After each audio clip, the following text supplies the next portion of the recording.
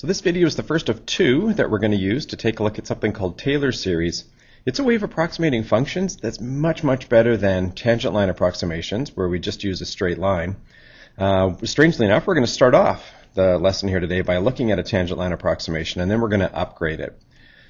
So the function we've got here is f of x is just the root of x, otherwise known as x to the 1/2 power. And let's try to do a tangent line approximation right at x is equal to 4. So on this graph here, I guess that would be like right there. That's where we're going to locate a point. So we know that x is equal to 4. And for tangent line approximations, we need an x value, a y value, and a slope. Great, we've got the x value. The y value would be f at 4. Okay, well that in this story would be the root of 4. Well, that's just 2. Okay, so now we have that point. It's 4, 2. And now we would also need the slope. So we need the derivative here. If the function itself is x to the 1/2, then the derivative would be 1/2 x to the negative 1/2. Okay, there we go. That's ready to find the slope at any point. Let's go and find the slope specifically at 4. So substituting in, looks like we have to square root it and flip it, and it'll join the other half that's down there. We're going to end up with a value of 1/4. So the slope is equal to 1/4 at that point. So let's go and just take stock of what we've got here. We're working with this function. The function itself is the square root of x. It's reasonably complicated. The whole idea is we're going to be approximating it with something that's simpler. We're working at the point 4, 2, so we're at 4 for x and 2 for y. And we're trying to come up with the equation of a simpler function, just a straight line that would actually go through that point 4, 2. So at this point we would go back to our just tangent line skills here, where we would say, okay, y minus 2 on top of x minus 4 is equal to that local slope of 1/4. We'd move it around a little bit and say, all right, y minus 2 is equal to 1/4 times x minus 4. And especially today, I want to move that 2 and say, all right, here's an equation for this red straight line. It is not the square root of x. But as long as you're close to x is equal to 4, it does a reasonable job approximating it. Okay, you could actually use it, like let's say you wanted to know, oh, what's the value for this square root function at 5, right? I can almost do that one in your head here, right? 5 minus 4 would be 1 times 1/4, 2 1/4, right? So the square root of 5 is about 2 1/4. It's going to be close to 2.25. And, you know, sure enough, if you try it out, it actually is pretty darn close to 2.25. Right? So we'll just try this out. The whole idea is that you could, you know, do that in your head, right? I just figured out that the square root of 5 should probably be pretty close to 2 1/4. Yeah. Right? So I like how this is working. It's giving me a pretty close approximation. Now, what happens in general, right, for not only this function, but just other functions? So maybe this one's the square root of x that we just did, but what if it's just kind of f of x? What happens there in that process? Well, we started off by saying x was going to be equal to a.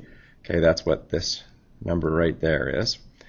And then we had to go and figure out the y value there. So we had to go and figure out, well, what's f of a? And in this particular story, we did the square root of a because it was that specific function. Then, after that, we said, oh, okay, well, now we're going to need the slope. Right? We had to go and figure out that using the derivative, the first derivative. So we would go and figure out the slope at a. Okay, and for us, that was that 1/4 value. And then we said, oh, okay, when you're all ready to go and you want to try to come up with this machine, then it's going to look something like this. Y minus that value, that f of a value, sitting on top of x minus a is equal to f prime figured out at a. And then we move things around a little bit. I'm actually going to deliberately get some colors right here. When we were done, I want to put the letters x and y where they'll actually show up just as x's and y's in black. So you'd have, okay, y is equal to, and then the rest of this now here was just a lot of numbers. We had some f of a value. Okay, for us that was 2, plus a derivative. For us that was 1/4, multiplied by, and then here's where we see the letter x show up again. So literally the letter x goes there, and then minus this value. For us, it was a 4. And so that is kind of the general plan for doing a tangent line approximation, which is a pretty good deal, right? It lets me see that the square root of 5 is pretty close to 2 1/4. But it turns out we can do better. If we found a way where we could actually go and take that red straight line and maybe curve it a little bit, maybe add a little bend to it, then maybe we could do a closer approximation to the square root of x. Might not still be perfect, but we'll be able to get closer. So I'd like to show you how the Taylor series actually works. But before we jump into that, we just have to do a little bit of stuff. So everything right in here, just going to be a little bit of trivia just for a second, where we go and take a look at factorial notation. So what's the deal with factorial notation, where you stick an exclamation mark at the end of a number? Well, officially, actually no, let's not do the official part first. Let's do the simple part first. 8 factorial, as an example, would actually be 8 times 7 times 6, and you just keep multiplying by numbers that are smaller and smaller and smaller until you find yourself in the end multiplying by 3 times 2 times 1. And they can end up being very, very large values. For instance, 8 factorial ends up being 40,320. And your graphing calculator has a way where you can actually calculate that, right? So if you're wondering, well, what is 8 factorial, right? 8, if I go to the math button and then slide over a little bit, okay, if I slide over to probability, there it is. It's option number 4. So I can get my calculator to help me out instead of having me type in all of that, 8 times 7 times 6 and so on. So what is it in general? What's kind of the general story here? Well, it's the original number multiplied by one less than the number, multiplied by another less than that, right? Continuing on, lower and lower and lower and lower until you're like 3 times 2 times 1. That's what n factorial is. Now, everybody in the math world has some agreement on these next two, and one of them may surprise you. 1 factorial, okay, maybe this one doesn't surprise you. This one, agreed upon by mathematicians everywhere in the world, that that's going to be a value of 1. 0 factorial.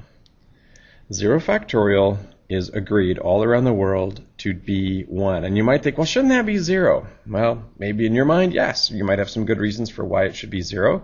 But it works out a lot better with a lot of formulas that we want to have running where we might bump into a 0 factorial and we don't want it to be 0. So we're going to just say that that's a value of 1. All right, now that we've got that factorial notation trivia out of the way, we're ready to take a look at the Taylor series. So a Taylor series, it's a series of polynomial terms. In other words, nice, easy terms. Okay, so polynomials don't really scare us as much as maybe square roots and trig functions and stuff like that. So it's a way of using nice, simple polynomial terms to approximate a function. If you want to use a as your starting point, then this is what a Taylor series looks like.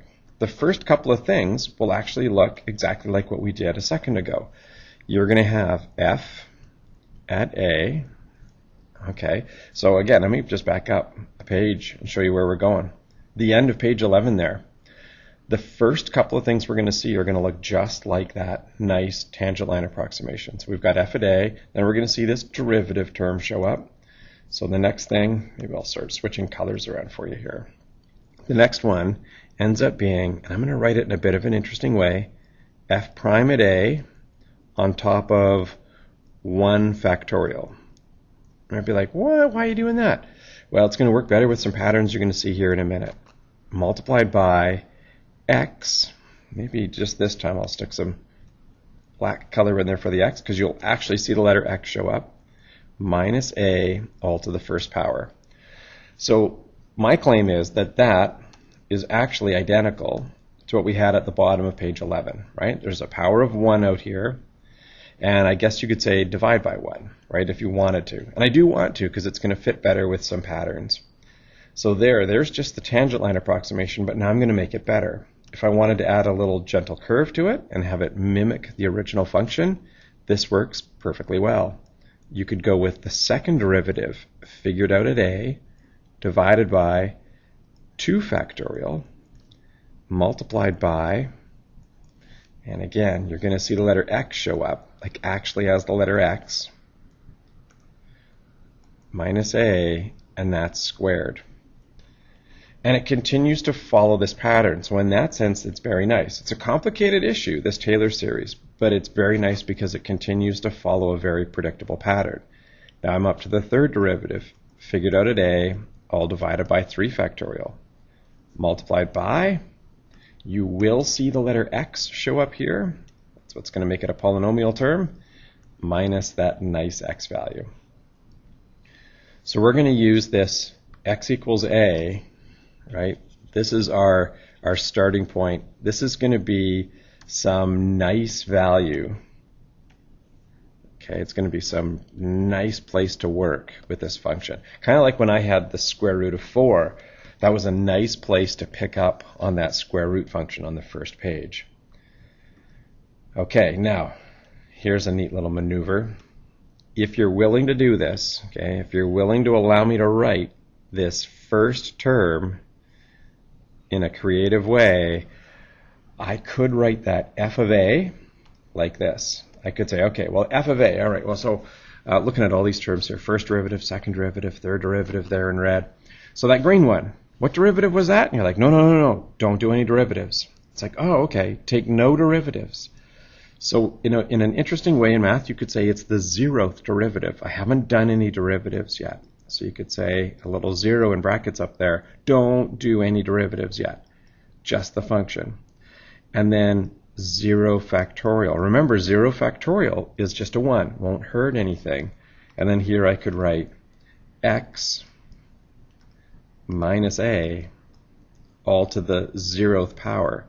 So I'm trying to make it look like the blue and the purple and the red term. And my claim is that it looks messy, but it's exactly the same as just f of a. And you might say to yourself, well, why in the world would you want to write f of a, something so simple like that? And the answer is, well, now they all look the same.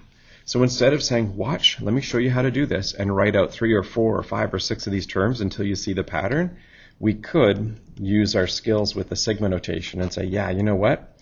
We're going to be adding up a whole bunch of terms, but they all basically follow this pattern. There's going to be a derivative.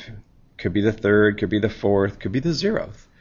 A derivative of the function figured out at your nice x value, all divided by whatever that derivative count is, factorial, multiplied by,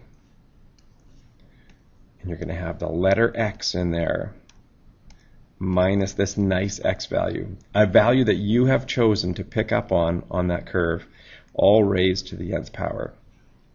Now, in order for this to truly be a perfect approximation, you would have to keep adding terms, the third derivative, the fourth derivative, and the fifth derivative, and the sixth derivative.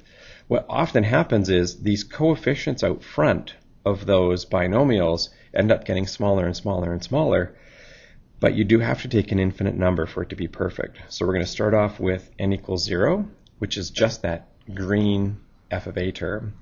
And technically, you'd have to go to infinity for it to be perfect. And that would mean that you'd be very busy writing all these terms out. The good news is, after you've done usually 2 or 3, things are so good that you'll find that you don't need to do a lot more terms to get your approximation right. So we'll just do usually 2 or 3 terms and then be happy with it.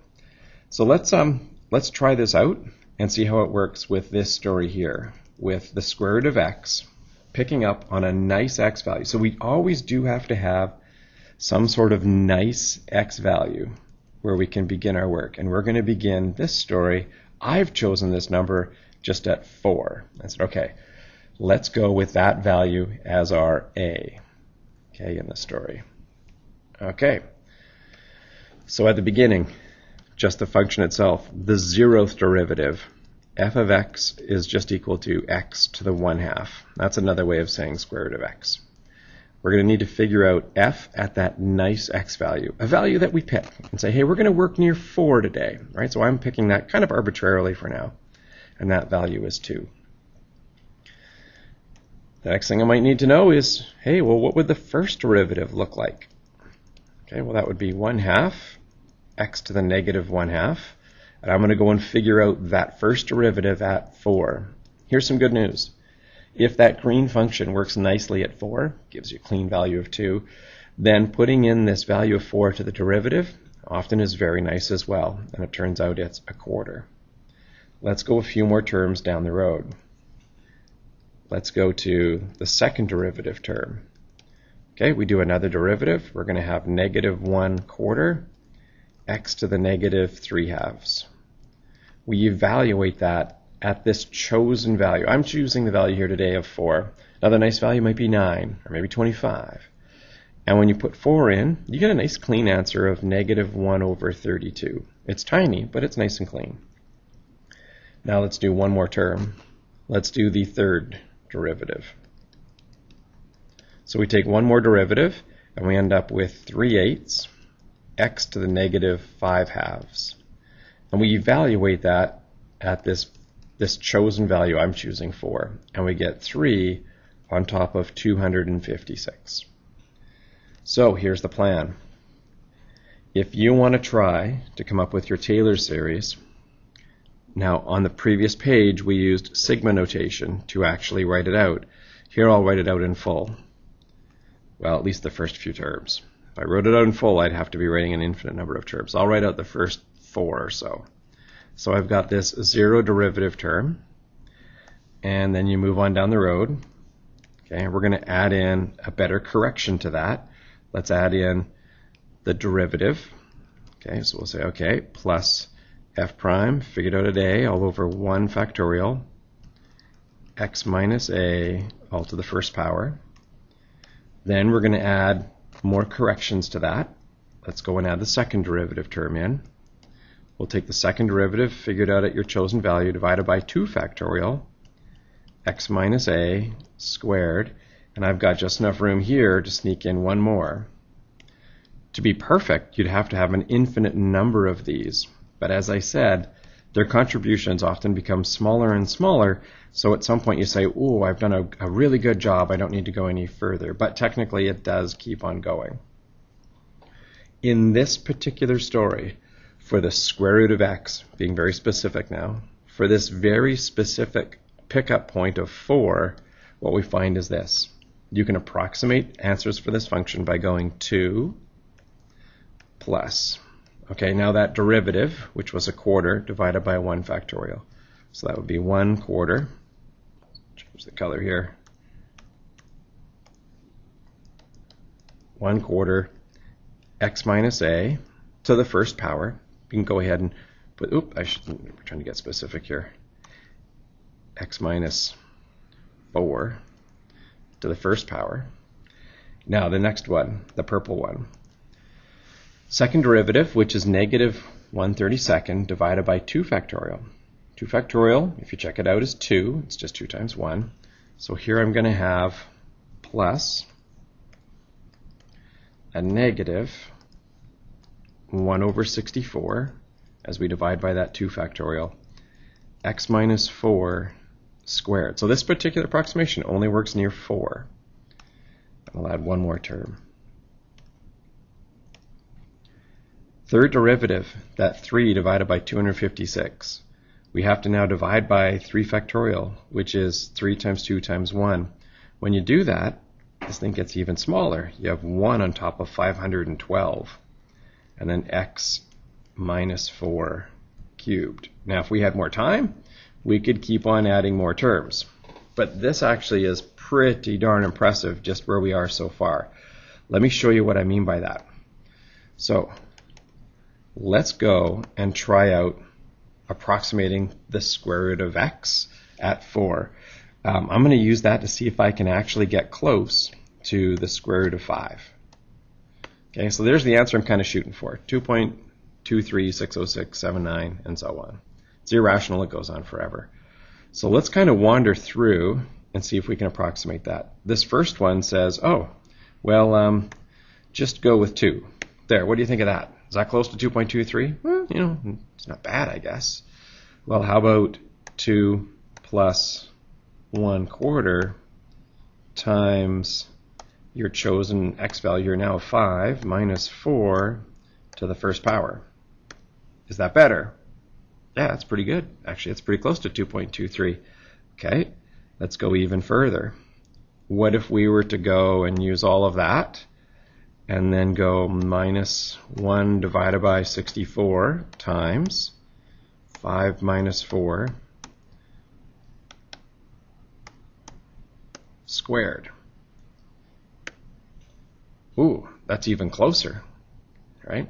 Let's add another term on. Okay, what if we were to take all of that and then say, oh, plus 1 divided by 512 times 5 minus 4 cubed. Now we're getting pretty close, right? Remember, the square root of 5 was actually 2.236. We've got the first 4 sig figs nicely nailed down here just by using the first 4 terms of this Taylor series. That's actually pretty impressive. Okay, and that's why people like to do this.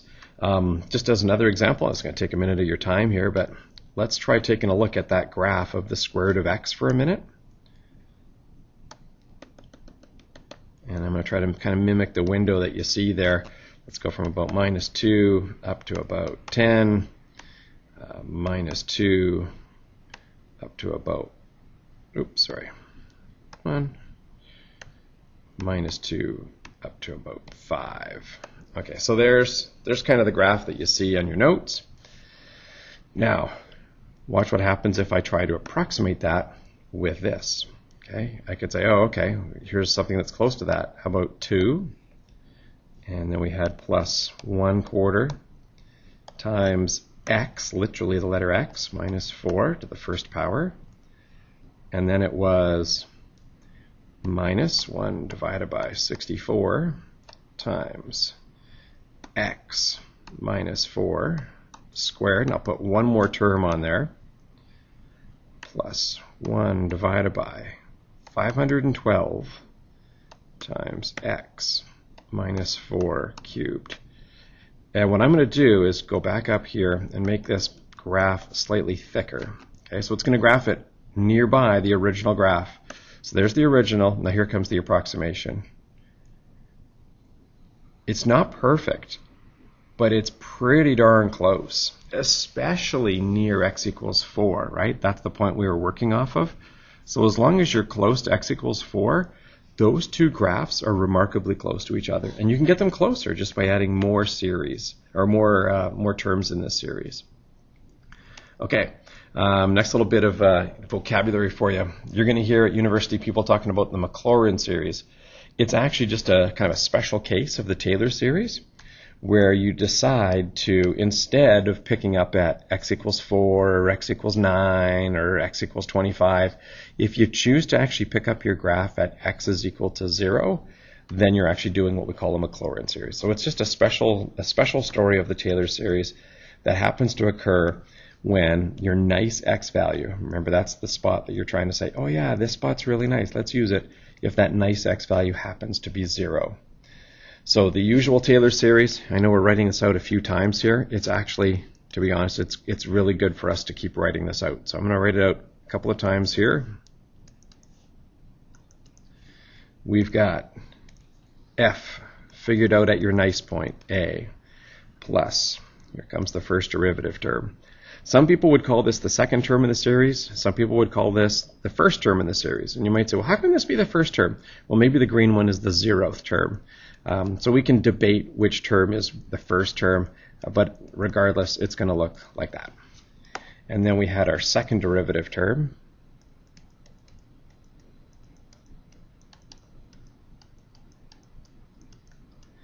And we'll stop here at our third derivative term.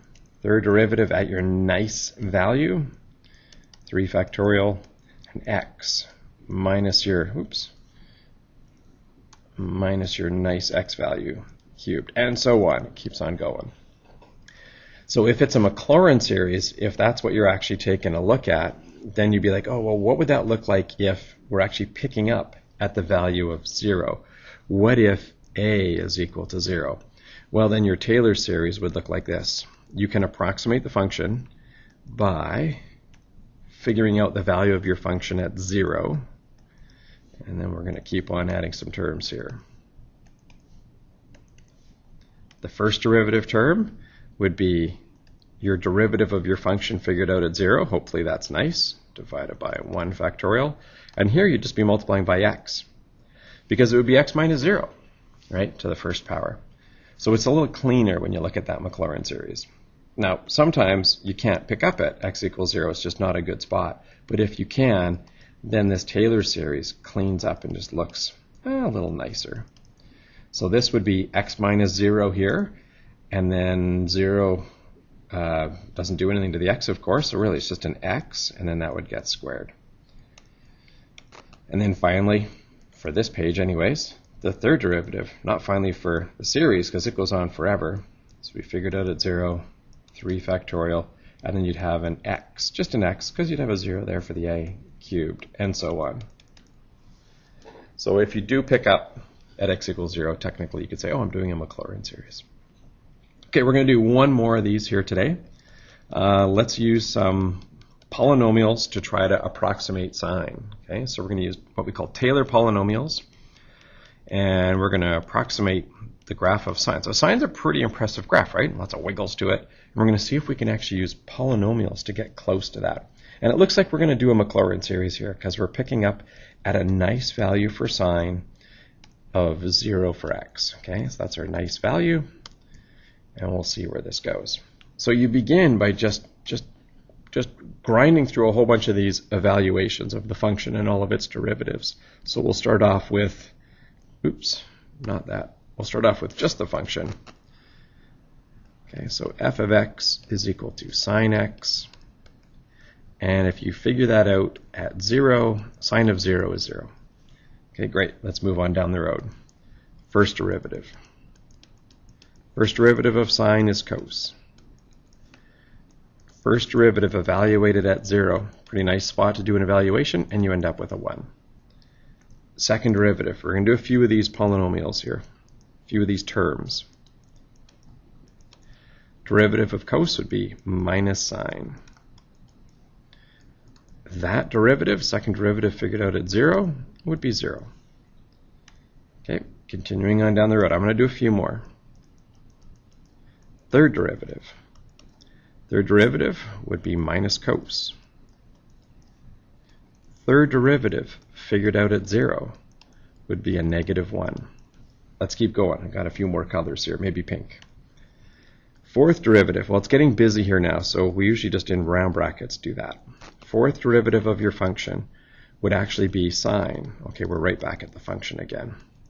The fourth derivative figured out at this nice x value of 0 is a 0. Let's do one more. The fifth derivative of your function would be cos x. The fifth derivative figured out at 0, the pickup point, we're choosing to pick up at x equals 0. That would be a 1. And you could keep on going with this, but I think by now we're ready to come up with a pretty decent approximation for sine x. So sine x is, again, a complicated function. Okay, it's got all of those waves to it. And we're going to say, you know what? If you don't want to work with that and you'd rather work with polynomials, how about this?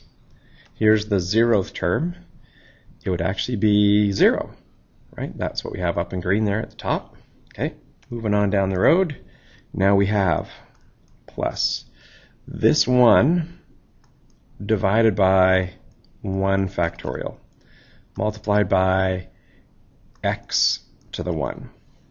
Because we're using an a value of 0, it's like x minus 0 to the 1.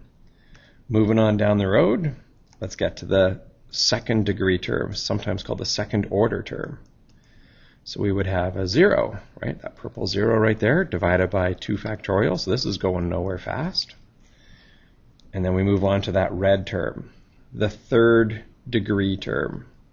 Whether we call it the third term in the polynomial or the fourth, that's kind of up to you. But this one's going to be negative 1. Just looking at that negative 1 right here. Negative 1 divided by 3 factorial multiplied by x cubed. I'm going to sneak 2 more in. Plus the pink derivative value was 0 divided by 4 factorial times x to the 4th. And this orange one. Let's stop at the orange one here. We're going to have a value of 1 for the derivative right there, divided by 5 factorial. 5 factorial is pretty big, so that's a small fraction, x to the 5th. And it does keep on going. but by now we're probably going to be pretty decent with our approximation. So here's what we have. Let's clean some stuff up, right? Because zeros, they don't count. They don't count. They don't count. So if you want to approximate sine x, you can do it with a Taylor polynomial series, right? Just some polynomials that just grow and grow and grow. And it would look like x divided by 1 factorial minus x cubed divided by 3 factorial plus x to the 5th divided by 5 factorial. You could keep on going. Actually, the pattern just does keep following. It would be minus x to the 7th divided by 7 factorial. And those corrections get smaller and smaller and smaller. And you can do a beautiful job approximating sine just by doing this. And so I've actually got a little animated graphic here where you can actually see people adding more and more terms to this Taylor series, right? They're adding more and more polynomial terms.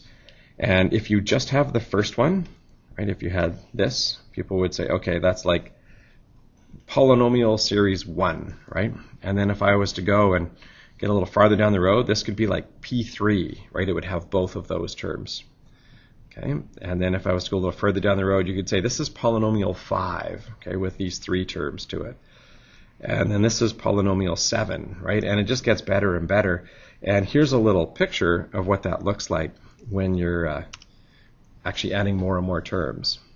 So we're adding just more and more terms to the series. And what you can see is the black graph is the original sine graph. And then the colored one is what it looks like as you add more and more terms. So we've decided to pick up at the origin at x is equal to 0. And you can see that as we add more and more non-zero terms, I think that's what that counter is up there, how many non-zero terms we're adding. You can see we're getting closer and closer to really drawing out the sine graph, at least for the extent that we can see it. So sure, way off on the sides, it doesn't do a great job. But nearby, x equals 0, like in here, in that section, it's doing a great job approximating the function. And all we're using are polynomials, which might be a lot nicer than using sine.